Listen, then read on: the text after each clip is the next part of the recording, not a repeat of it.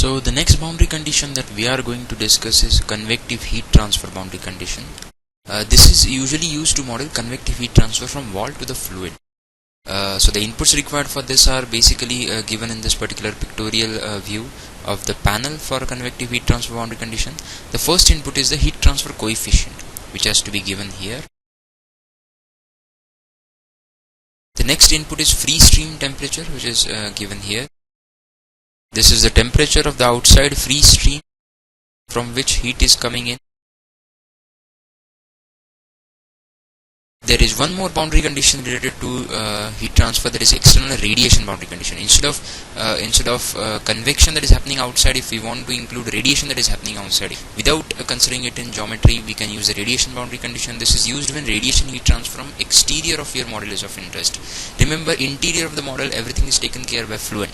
Exterior of the model, if you are not including that in the CFD domain, then you have to give some external boundary condition.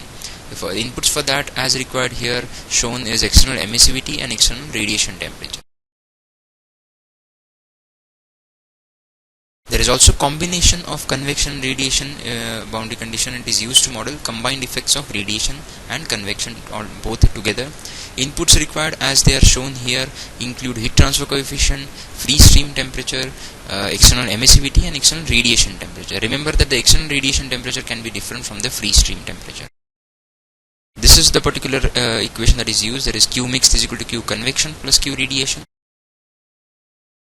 Now comes the important part related to heat transfer modeling, which is thin wall thermal resistance parameters. By default, the wall will have zero thickness, which means whenever you construct a model in fluid, the bounding walls of the fluid that you take, it will have zero thickness if you don't actually construct. But in practical condition, if there are cases where you require sort of a thin walls, if you require thickness to be included, you can include thin layer of material on the wall. And examples are basically metal between two fluid zones, if they are there, a coating of solid zone, contact resistance between two solid. If those are practical examples, we need to include thickness also. Now what happens when we include thickness from meshing side itself? Now if there are two ways to do that. One, actually construct in geometry itself the thickness. So include the thickness in the CAD model, then mesh the thickness and then get it into fluent and model heat conduction in solids. What happens, what is the disadvantage with that approach is when you include thickness in CAD itself, you have to mesh it, and when you mesh that, you require very fine cells and at least 4 to 5 cells in that thickness in order to capture the conduction phenomenon. That has an adverse effect on the rest of the mesh, because if that mesh becomes fine, then the mesh near that has to be fine, and you have to continue a finer mesh in the fluid zone also. So that gives us a very fine mesh, but a very computationally heavy mesh, which is not possible always to do with complex geometries. So the other way is to actually get that particular CAD model without constructing thickness in CAD. Don't mesh the thickness, but in fluent give the thickness as a modeling parameter. What happens when we give it as a modeling parameter? It will not show the thickness, but it will model conduction through the thickness, and fluent will model 1D conduction equation there. For that we need to specify material of the wall and thickness of the wall. There are basically different types of walls based on the application of heat transfer. We will go through different types of wall conditions. The first is one-sided wall. And for that there is concept of inner and outer wall. Inner wall is the wall surface away from the fluid zone. Outer wall is the wall surface closer to the fluid zone or solid zone. So as shown here, this is the outer surface which is away from the fluid zone. So as shown here, this is the inner surface or inner wall which is away from the fluid zone. This is the outer surface which is in contact with the fluid zone. As you can see, the mesh is on this side, there is no mesh on this side. The boundary condition that you specify goes to the non-meshing side, and this delta x that you apply is applied to this thickness without actually constructing the thickness. Going ahead, the thermal boundary condition specified will be applied with the inner wall as shown here, which is away from the mesh, and if shell conduction is not activated, outer surface, that is the surface which is in contact with the mesh, stores the temperature of the face.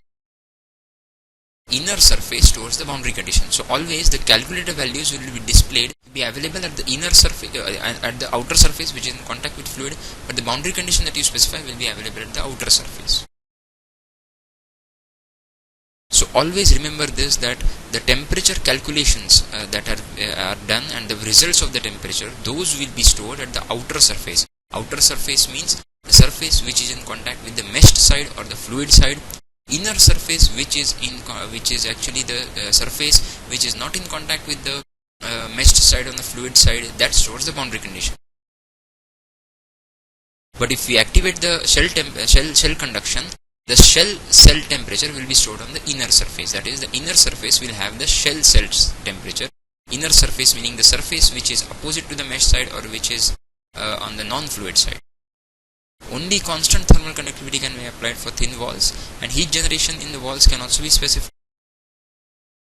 See, as shown here, this is the wall thickness that we specified without actually constructing mesh there, or without constructing it in the CAD. This is the heat generation rate that we can specify within the wall. The next complex concept with respect to heat transfer is two-sided walls. Now, if the wall zone has fluid or solid region on each side, it is called a two-sided walls, which means the wall will have mesh on both sides. Fluent will create a shadow wall if such a grid is red, that is, there will be a wall and one more boundary condition known as wall shadow.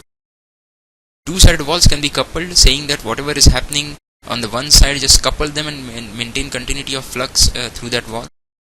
We have to select coupled boundary condition, and this is only applicable for two-sided walls. And no additional thermal boundary conditions are required because Fluent will maintain the continuity of heat flux. We can specify material type, wall thickness and heat generation rate also for two-sided walls, and resistance parameters will be automatically applied for the wall shadow also.